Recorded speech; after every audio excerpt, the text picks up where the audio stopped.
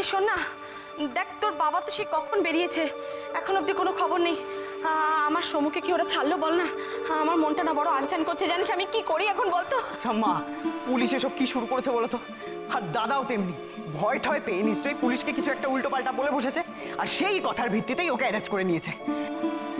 এত বড় হয়ে গেল, একটা সামান্য কথাও বুঝতে পারে না যে লয়ার ছাড়া পুলিশের সামনে মুখ খুলতেই নেই। কি গো কি গো, কি হলো ওদিকে?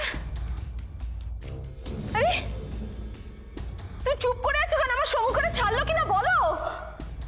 ওরা থানায় আছে, আমি চলে এসেছি। মানে তুমি চলে এসেছো? ওরা থানায় আছে মানেটা কি? তুমি কি করে চলে এলে ওদের ছেড়ে? কি আশ্চর্য, আমি কি করব? ওখানে বসে থাকতে থাকতে আমার শরীরটা খারাপ লাগছিল, তো বৌমাই বললো আপনি চলে এলে? হ্যাঁ চলে এলাম। বৌমা বললো যে বাড়ি চলে যান, চিন্তা করবেন না। বৌমা ছোটাছুটি করছে সমুখে ছাড়াবার জন্য, আমি জানি না কি হবে।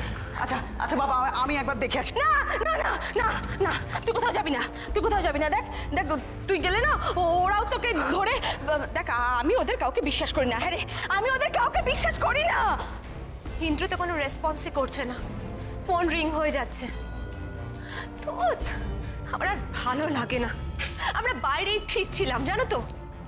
এই দেশে না সাধারণ মানুষকে প্রচন্ড হ্যারাস করা হয়, কিন্তু পুলিশ তো প্রচন্ড জুলুম করছে গো। কি আশ্চর্য, তোরা এটা কেন ধরে নিচ্ছিস যে পুলিশ ওকে ধরে নিয়ে গেছে? তা ভাববো না তো কি করবো বাবা? দেখলে তো দাদার সঙ্গে কি করলো, দাদাকে স্কুল থেকে অ্যারেস্ট করে নিয়ে গেল।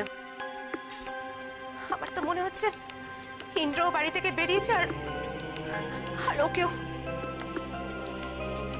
না না বাবা, ওরা কি ভাবছে বলো তো?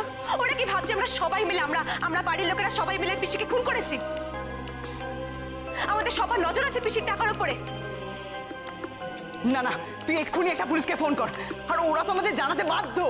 করলাম তো, ওই তো কি নাম, কি পরমা মিত্র, ওই গোয়েন্দা, তাকে তো ফোন করলাম, তার ফোন তো সুইচ অফ আসছে। আরে ওই মহিলা কেন, ওই মহিলার সাথে যে লোকটা থাকে, কি যেন নাম, অফিসার রয়, ওনাকে ফোন কর। এনে নে নাম্বারটা নে।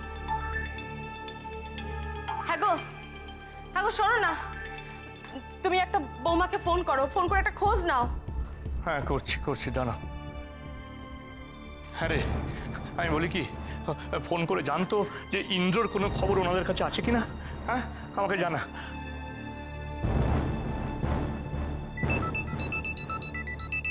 হ্যালো। হ্যাঁ অফিসার রায় বলছেন? স্পিকিং। আমি দেবিকা বলছি। দেবিকা, এগুলো কি শুরু করেছেন বলুন তো? বড্ড বাড়াবাড়ি করে ফেলছেন কিন্তু। আপনি কি ব্যাপারে কথা বলছেন আমি ঠিক বুঝলাম না। না না, আপনারা একদম ঠিক করছেন না। আমি এই সব কিছু বন্ধ করতে পারি, কিন্তু একটা শর্তে। তোমাকে আর দুর্গাকে আমাকে ছুঁয়ে কথা দিতে হবে, এর সাথে তোমরা কোনো যোগাযোগ আর রাখবে না। শোনো, আমরা এখনো তোমার মতন এতটা পাথর হয়ে যায়নি। তোমাকে ছুঁয়ে আমি এত বড় কথাটা। এটাই আমার শেষ কথা তোমাকে। দাদা ভাই, পুতুলটা না দিয়ে এসেছি। আস্তে, একেবারে বজরংবলী আন্টির হাতে দিয়েছো তো? না, আমরা তো দরজা দিয়ে গড়িয়ে দিয়েছি, ঘরে তো ঠাম্মু ছিল তাই ঢুকতে পারিনি। মা ঘরে ছিল? এ বাবা, এটা যদি মার হাতে পড়ে তাহলে তো মুশকিল। ওনার কোনো সর্দারজির সাথে পরিচয় ছিল? সর্দারজি? না। ঠিক আছে, আমি তাও বলবো আপনারা একটু ঠান্ডা মাথায় ভাবুন। আসলে আমার জানাটা খুব দরকার। আমি তাহলে আসি, কিছু মনে পড়লে আমাকে অবশ্যই জানাবেন। আচ্ছা।